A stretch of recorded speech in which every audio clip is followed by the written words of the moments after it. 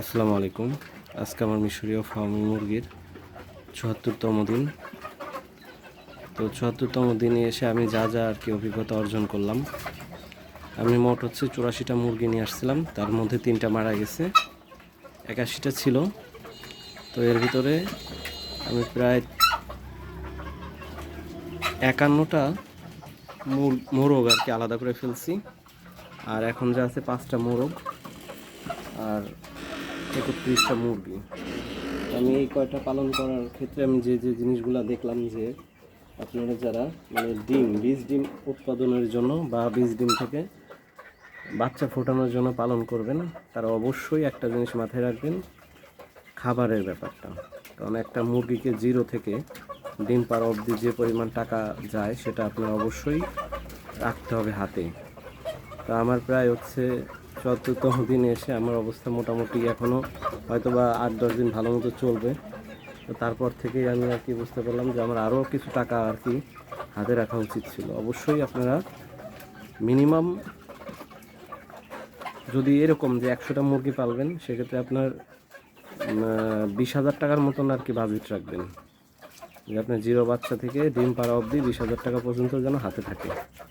কারণ এদের যে খাবার কস্ট, আপনি যদি অর্ধেক পথে এসে যদি বুঝেন যে আমার কাছে টাকা নেই, যেমন আমি এখন ফিল করতেছি যে আমার মনে হচ্ছে যে মুরগিগুলোকে বিক্রি করে দেবো। তো বিক্রি করলে তো আমার পুরোটাই লস, কারণ এদের জন্য আমি স্পেশালভাবে যেগুলো ভ্যাকসিন সেগুলো তো নিজে দিছি, অন্য জায়গা থেকে কিনে নিয়ে আসিনি। আমি নিজেই আমার মুরগিগুলোকে ভ্যাকসিন দিচ্ছি, 0 বাচ্চা নিয়ে আসছি এবং অরিজিনাল যেগুলো ভালো সেগুলোকে বেছে রেখে দিচ্ছি। তো এখন বুঝতেছি যে আমার আর হয়তো বা 7-8 হাজার টাকা বা আরও 2 মাস খাবারের টাকা আমার হাতে রাখতে হবে। তো সেক্ষেত্রে সব কিছু মিলে 8,000 টাকার মতন রাখা উচিত ছিল। তো এখন বর্তমানে দেখি যে হাতের অবস্থা খুব একটা ভালো না। তো মানে মাথার ভিতরে আসতেছে যে মুরগিগুলোকে আমি বিক্রি করে দিই, দেখি হালত বলত করে চলা যায় কিনা। কারণ আমি যা কিছু বুঝলাম যে আসলে অবশ্যই কিছু জিনিস আপনার মাথায় রাখতে হবে ইনভেস্টের ব্যাপারে। টাকা পয়সা ছাড়া যদি আপনার স্টুডেন্ট হন বা দেখা গেল চিন্তা করতেছেন এর থেকে আপনি কিছু একটা চেষ্টা করবেন, তাহলে অবশ্যই ভালো একটা অ্যামাউন্ট আপনার হাতে রাখতে হবে। নাহলে আপনি মাঝপথে এসে যখন আটকে যাবেন, তখন আর কি এটার সুবিধা পাবেন না আপনি। আমার যেমন 5 মাসের খাবার যদি হাতে রাখতাম, তাহলে আমি অনায়াসে এর থেকে ডিম পেয়ে এবং ডিমগুলো বিক্রির জন্য রিল্যাক্সে মনে করেন কাজটা সহজ হইতো আমার জন্য। তো এখন আমার জন্য একটু কষ্টদায়ক হচ্ছে। তো এখন আমি সিদ্ধান্ত নিইনি যে বিক্রি করবো, কারণ আমার ইচ্ছা নাই। তারপরে যদি এটা আমি চালাইতে না পারি, অবশেষে বাধ্য হয়ে তো বিক্রি করাই লাগতে পারে। এই জন্য আর কি খারাপ লাগছে। এই জন্য আজকে ভিডিওটা দিলাম, যে আমি যদি এত কষ্ট করে লালন পালন করার পরে বিক্রি করে দিই, বিষয়টা কেমন হয় না।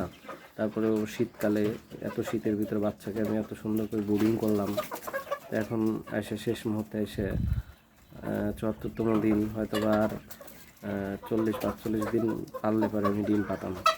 আমার বিশ্বাস যে আমি খুব তাড়াতাড়ি ডিম পাবো।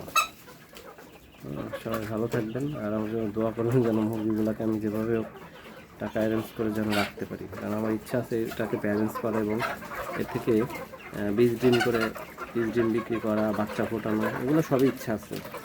তো সবাই ভালো থাকবেন আর আমার জন্য একটু দোয়া করবেন দয়া করে।